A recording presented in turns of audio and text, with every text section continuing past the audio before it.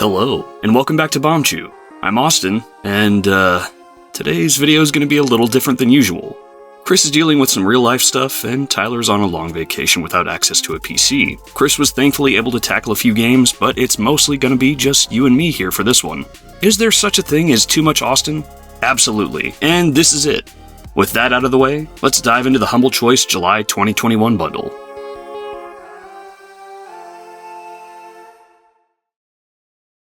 This month's Humble Original is Creatorcrate. The Steam page for this game describes it as an action roguelike, but if that usually scares you off, don't worry. The default mode of this game has checkpoints, and if you die, you don't go all the way back to the beginning unless you enable permadeath mode, which you have to unlock by getting far enough into the game. You play as a robot that can grab and consume objects to gain matter and learn blueprints. You can store 3 blueprints at a time, and use matter you've consumed to recreate objects from those blueprints. A lot of items, at least in the time I spent, were pretty useless outside of being flingable at enemies or blocking bullets, but some items were pretty useful, like this gun. You can also use matter to heal yourself by holding crouch and pressing the jump button. This seemed like an odd choice, but I have to say, there was never a time when I accidentally healed myself while trying to do something else. The game takes place on a circular space station, with gravity changing the closer you get to the center. It's a pretty inoffensive game. The mechanics all work properly, and death isn't super punishing in the default mode, though it can come surprisingly easy. An enemy pinned me against a wall, and I quickly learned that there are no invincibility frames in this game, so I went from full health to dead in a flash. The game supports a controller, but strongly suggests that you use a keyboard and mouse. I see why, as you often need to aim quickly, but there's a lot of platforming in this game, and the floaty jumps felt a little too slippery for me using WASD and the spacebar instead of a joystick and buttons. While the consumption and creation idea is interesting and easy to use, I wish they were more useful in interesting ways. And maybe there are more interesting items that show up later, but I found little reason to carry anything other than a gun in the time that I spent with it so far.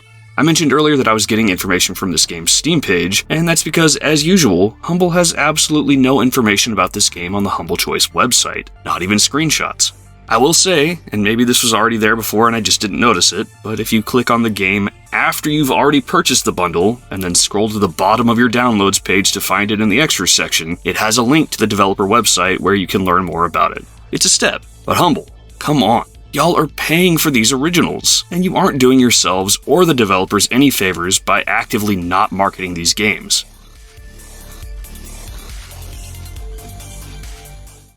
ADOM, or Ancient Domains of Mystery, is a traditional roguelike originally released in 1994 for Linux, shortly after it made its way to the Amiga, followed by DOS and Windows. It was in active development, getting updates all the way until 2002, at which point core development stopped until it got a Kickstarter campaign to bring the project back to life. The game's gotten significant updates, including full graphics and sound. The game originally only used ASCII art to remain true to older roguelike games. It's fascinating to see how a game started in 1994 that paid homage to games from the 70s and 80s has progressed into the modern era of the 2020s. Well, let me start this off by saying that when I say this is a traditional roguelike, I mean it. Top-down, turn-based, randomly generated maps, permadeath, and brutal difficulty, with nothing to carry over between runs but your own knowledge that you've hopefully learned from your mistakes. For example, you can eat the bodies of your enemies, and are encouraged to do so. However, different enemies have different effects on you, some good and some bad. These effects do not change playthrough to playthrough, so if you eat a monster that poisons you, you'll hopefully remember not to eat that monster next time. And while the core game does not hold your hand, there is thankfully a tutorial mode that gives you a pre-made character and shows you the ropes pretty well. It even went out of its way to let me know when I entered a new dungeon that I would likely die if I continued exploring it, so I took the advice and left. It's a solid tutorial that doesn't slam you with too much reading at once, and teaches you helpful shortcuts and strategies. The game is definitely not for me, but I really do appreciate how much care was put into helping newbies into the game. That said, I did encounter some problems. The game world looks extremely small on my computer, and it seems I'm not the only one. I noticed some similar complaints from some Steam reviews. My guess is that this is a resolution issue, but the game doesn't allow you to change its resolution. The sound is also blaring. Like, I turned it way down and still was never able to get it to a point where it wasn't peaking. This one may be a nitpick, but I found it odd that whenever I opened a menu, it would switch from full art to an ASCII-style menu. You can change the art style of the game to ASCII to make these match up, but I think it would be nice to also have full art menus. I also frequently found myself moving tiles instead of attacking when I was trying to click on enemies, but this may have been user error that I wasn't noticing due to the art being so small. There are also so many keyboard shortcuts, like the game has to differentiate between capital letters for shortcuts. One feature I really appreciated was the auto-explore function, which sends your hero quickly moving around to unexplored parts of the map and stopping whenever there's danger in sight. Again, ADOM is absolutely not for me, but if you enjoy traditional roguelikes, it seems like you can't go wrong with this one. If you haven't played a traditional roguelike but you've been curious about the genre, this one has a friendly enough tutorial that it may be a good place to start.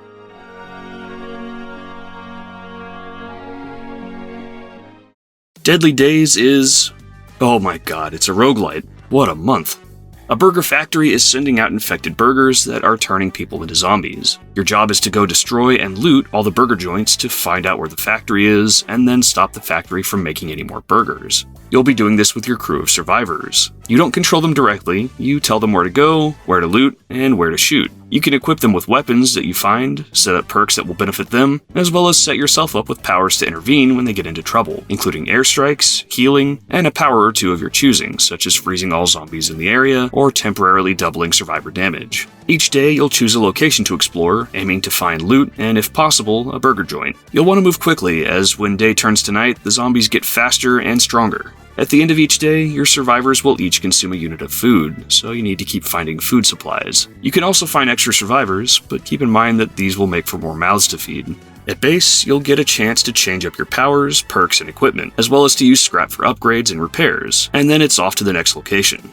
There's not a lot of waiting around, and each area goes pretty quick, so you won't be stuck making tons of decisions a lot of the time. When you die, and you will die, your score is tallied up into experience and you level up, unlocking some new items, powers, and perks to find. This isn't generally the type of game I would choose to play, but I will say it's built well to be able to learn how to play quickly. I like the powers and getting to support my survivors with them. I really like the look of the game and the silly but good music. It's easy to control, the base is laid out in a way that's easy to digest, and I think overall it's a well-polished game. It's still not for me, as I just don't enjoy randomized resource looting games with permadeath, but hey, there's still a lot to appreciate here.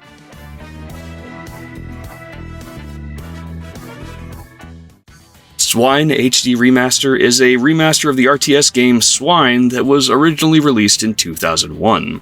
Never heard of it? Well, neither had I. It originally released to mixed reviews, but apparently had some passionate fans who helped out with the remaster alongside the original developers.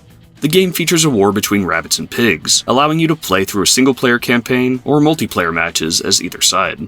Despite being an RTS, you don't have a base to manage, you just pick your units and start the mission. Units can get hurt, run out of fuel, and run out of ammo, and if they do, you'll need to get them over to the appropriate resource crate to fill them up. If they're immobile, you'll need to have a tow truck on hand to move that unit to the crate, or the crate to that unit. That's honestly the most noteworthy thing I found about this game, outside of that it's a very dated RTS game. It has overwhelmingly positive reviews on Steam, but it seems most of the reviews are from people who played the original version. And for those people, I'm glad they have an updated version to play. If you're one of the people out there who has nostalgia for the 2001 RTS game S.W.I.N.E, well, it seems this game is really gonna be amazing for you. For everyone else, well, unless you also have major nostalgia for old RTS games in general, I don't think you're gonna have a good time here.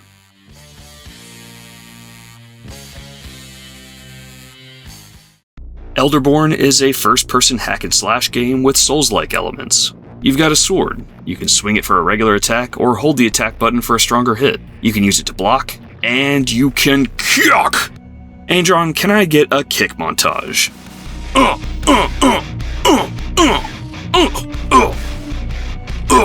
God, I love kicking people in this game. Oh yeah, back to the game.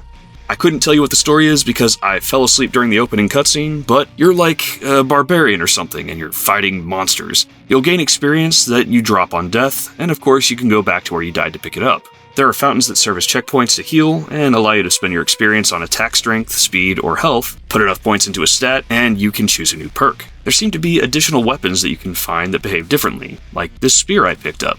Combat works well, and has a risk-reward system pulled from Bloodborne, in which getting hit by an attack gives you a short period of time to regain the health you lost by attacking enemies.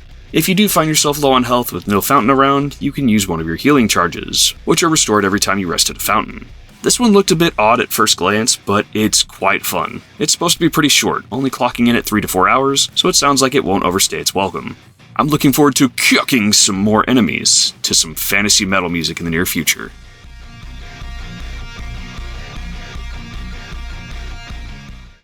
Bee Simulator is an adventure game from Varsov Game Studio and released in November of last year. Bee Simulator puts you in the fuzzy wings of a bee in Central Park, or what's supposed to be Central Park, and you're tasked with all the bee-related activities you might expect. Gathering pollen, flying around, feeding from human food laying around, dancing, fighting off enemies like wasps, and dealing with the humans encroaching on your hive. Visually, the game looks nice. It's not the highest quality or most detailed world, but it looks good enough when you're flying around, even if some of the human and animal models are pretty basic. The music is also pleasant, if not memorable or remarkable in any way. The voice acting is, well, it's there, I guess. There's a lot of questionable accents and terrible performances all throughout, but it's got a level of charm to the whole experience, as it's clear you're not meant to be taking this game or the story very seriously. However, while the visuals and overall presentation are just okay, the gameplay is severely lacking in any kind of depth, nuance, or variety. Most of the tasks you'll be doing involve you flying through rings, Superman 64 style. Collecting pollen? Fly through rings.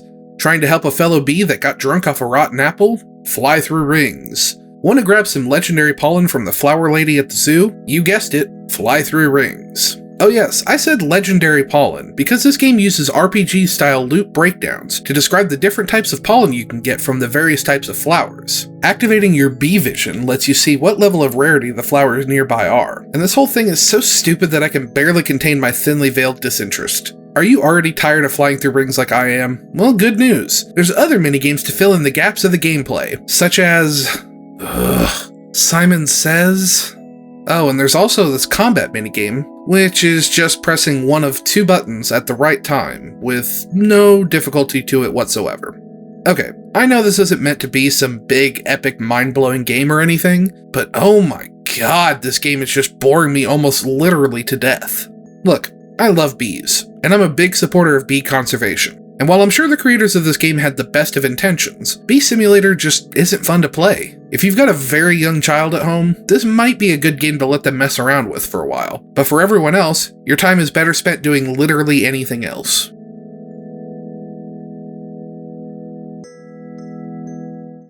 Kill It With Fire is a first-person spider shooting game from developer Casey Donnellan Games and released in August of last year. Kill It With Fire has you entering a variety of stages with one major goal in mind: kill as many spiders as you can find. You start out with just a clipboard that displays objectives, as well as coming in handy as a spider squisher. You can throw just about any object from the environment to kill the spiders, and as you progress through the stages, you'll start unlocking different equipment that you can use to take out the wall-crawling menaces. In my time with the game, I had found a makeshift flamethrower, C4, a vacuum cleaner, Molotov cocktails, and the absolute worst shotgun in video game history. During each stage, you'll have other side objectives you can complete to unlock more rooms in the area, as well as reveal more upgrades and equipment to use. However, one of my complaints with this game is that you have to go around each level and find pages with these objectives on them before you can complete them. It's not technically a major hassle or anything, but it is annoying to start a level and not have a clear idea of what you should be working on from the beginning. Kill It With Fire has about 9 stages in total, and the weapons keep upping the ante in terms of ridiculousness. For those of you with arachnophobia, you'll be glad to know that there are a variety of options you could turn on to make the experience less terrifying for you. While I was initially having some fun with Kill It With Fire, that fun very quickly started to fade. The game relies heavy on the meme factor of over-the-top response to a spider in your house. If you don't think the idea of deploying heavy artillery to kill a small spider is absolutely hilarious, you'll probably get bored with this game fairly quickly as I did. It's fun for a bit, but the actual gameplay is more frustrating than anything. Aiming weapons like guns at such a small target is an exercise in futility, and with the aforementioned worst shotgun in gaming history having almost zero spread to it, it's more effective to just smash the spiders with a clipboard or set everything on fire and wait for them to die. If the equipment and weapons were better designed for the kinds of targets you're hunting, and were actually fun to use, this game might have been able to hold my attention for a bit longer. As it stands, Kill It With Fire is an incredibly mediocre meme of a game that I'm ready to completely forget about.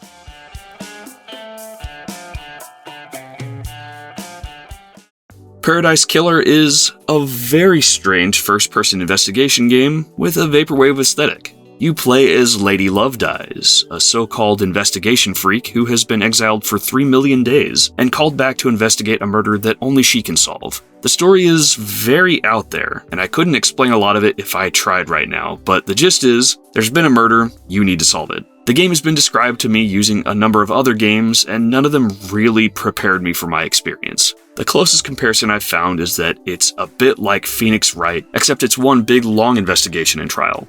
I will also add that it's much more freeform than Phoenix Wright. You can freely walk around the whole island in 3D, rather than choosing a location from a menu and seeing predetermined scenes in each area. One of the main points of the game is that you can accuse anyone at any time of being the killer and call a hearing, but you'll have to have the evidence to back up your accusation. In the short time I've spent, I've already been absorbed into finding all sorts of secret areas in a really small section of the map, and I'm excited to see what else is hiding all over. Exploration is encouraged, as blood crystals, which are the game's form of currency, are scattered all over in spots just off the beaten path, and you'll also want to find music tracks because the soundtrack is excellent, and also because you start off with access to 3 songs, and you'll want to get some variety sooner than later. I'm a big sucker for vapor aesthetics, and when I entered the opening area, I literally stopped and just looked all around, taking in the sights. If you like other investigation games and are down to explore a surreal world that won't make a ton of sense to you, at least not at first, or heck, if you just really like good jams and visuals you can vibe to, give Paradise Killer a try.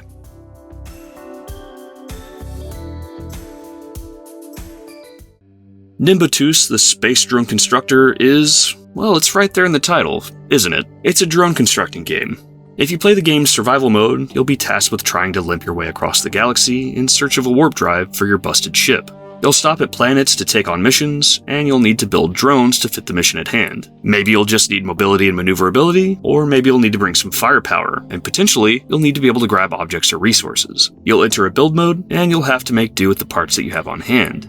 There are basic rules like objects can't overlap, and some objects need other objects to function. Like, thrusters need fuel tanks, but generally it's pretty casual. Thrusters don't have to be directly connected to fuel tanks, for example. Playing in survival mode, the game auto-assigned keystrokes to each thruster and gun that I attach to my ship, but I know from playing through the tutorials that there are times when you'll need to do this yourself. Once you make it out of the opening area, you'll be asked to pick a captain class, which will determine which parts you have available to you for drone building.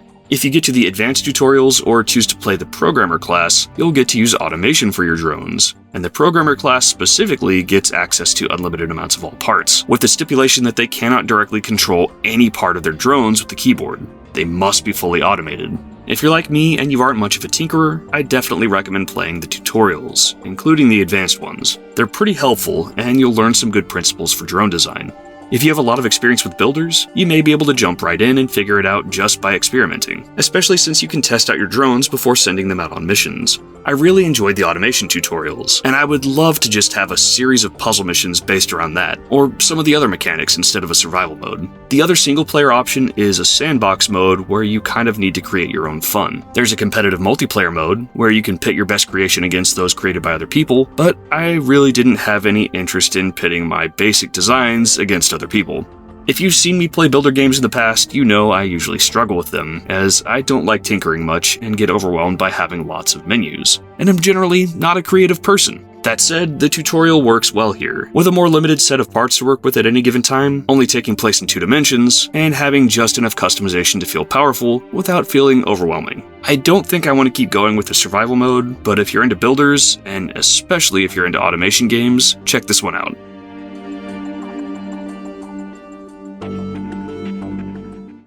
Hammerting is a base building colony sim with dwarves building a home in a mountain. This one is in early access, and it gets significant updates once or twice a month. So if you aren't watching this video around the time it was uploaded, a lot of information here has likely changed. You have a handful of dwarves and a small cave in a mountain. You'll need to mine resources and build up rooms to craft building materials, equipment, housing, and other things to meet your needs and expand. As you mine, you'll gain knowledge, which you can use to learn things like metallurgy so that you can craft ingots from copper. Outside of your base is an overworld, where you can take on missions to deliver certain items, as well as buy and sell as you need. The interface is almost always the make or break feature in games like this for me, and in the current state of the game, I am not a fan. The tutorial wasn't especially helpful, including the Book of Tings I was directed to for more information. After a while, I was able to figure out most of what I needed on my own, but there were a number of bugs on the way that made me think I was just not understanding how the game worked, when in fact I was making the right commands, the game just wasn't working properly.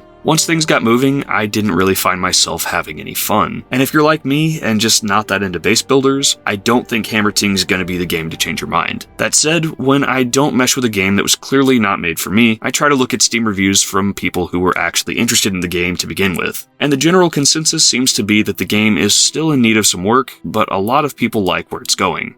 And given it's still getting significant updates, it sounds like if you like base builders, this game will likely be something that you can really enjoy once it gets a little more time in the oven.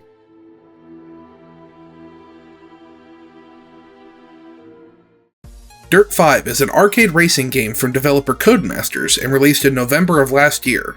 Players will be racing mostly off-road style courses across the globe in a variety of different cars. Dirt 5 does a few things differently that make it stand out amongst the other games in the series, though not always in a good way. Dirt 5 features a career mode that pits you against a rival driver as you rise through the ranks from rookie to champion. While the basic career mode is nothing new, the more comedic and lighthearted nature of the campaign is a new take on the formula, and it's kind of refreshing. Nolan North brings some great character to your rival, and Troy Baker also adds some needed comedy and levity as your mentor. The overall style and presentation of Dirt 5, however, is not so good. The look, color palette, presentation, and style of this game is so over the top and trying way too hard to be cool and radical in a way that just doesn't work. It feels similar to the Blood Dragon aesthetic, or a side mission in a GTA game, but without any of the irony or self-awareness. Instead, it feels like whoever created this thought it would actually be totally rad and all the kids would think it was super cool.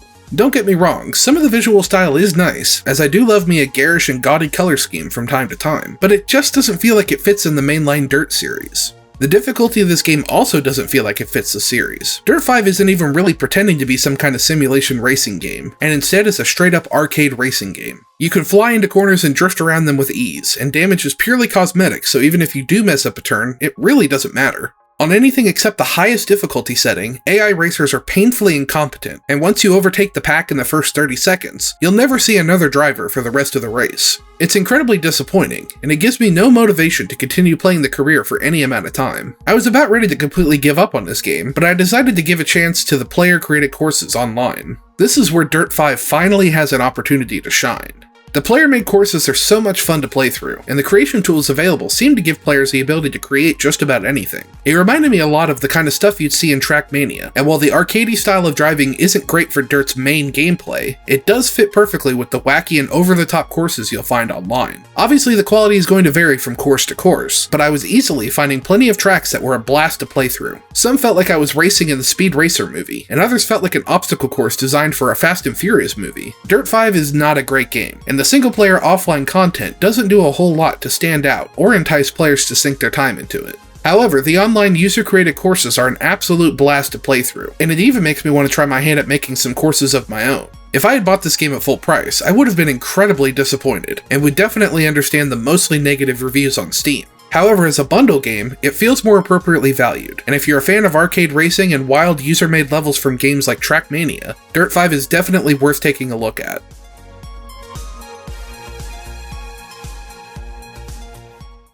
The Surge 2 is a single-player futuristic Souls-like sequel to The Surge. When the original Surge was in a monthly bundle, I described it as Dark Souls with robots. Well, I definitely can't do that anymore. In the time I spent with The Surge 2, I think I fought a single robot, and the rest of the time I was fighting humans, which makes the defining aspect of the series a lot more brutal in this entry. During combat in the Surge games, you can target individual limbs, and if you weaken them enough and build up energy, you can cut them off to get new gear or crafting materials. You can also consume energy to heal yourself if you get hurt, which you'll want to do if you're out of combat for more than a few seconds, as your battery charge will start to deplete after not hitting anything for a bit.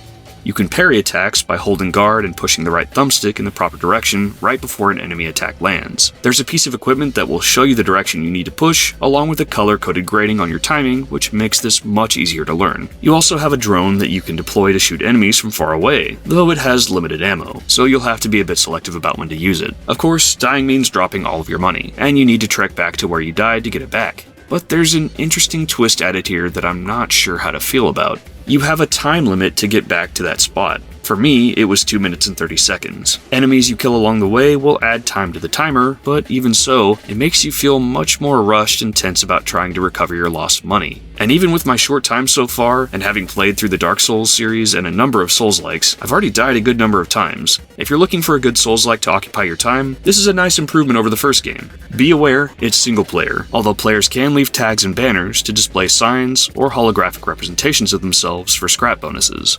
I just really wish it had co-op.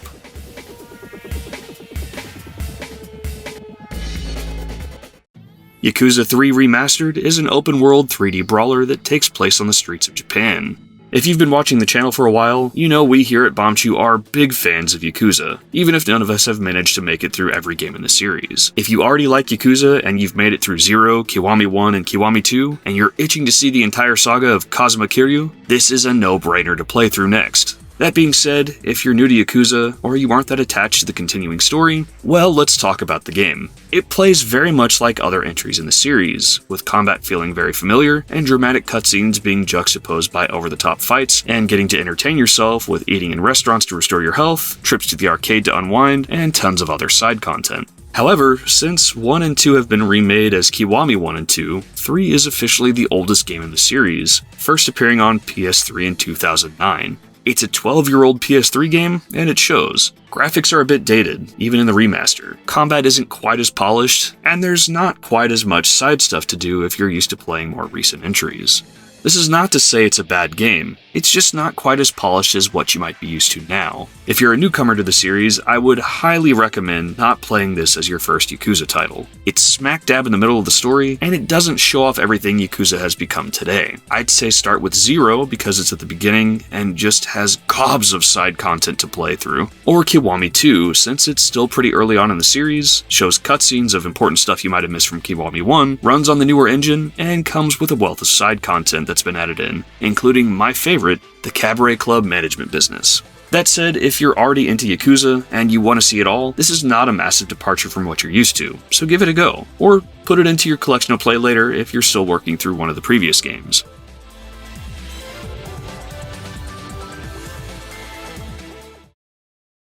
So overall, how was this bundle? I was pretty happy to pick up Paradise Killer, as I'd had it on my wishlist for a while, and I'm excited to see what weird sites I'll find. Elderborn was nowhere near my radar, so I'm very happy to have found that. If I didn't already own Yakuza 3, I'd be pretty stoked to get it in a bundle, but I am excited for anyone who's been slowly collecting these as longtime subscribers. Maybe we'll have the whole series in a few years. If you're interested, here's a cost breakdown of each of the games.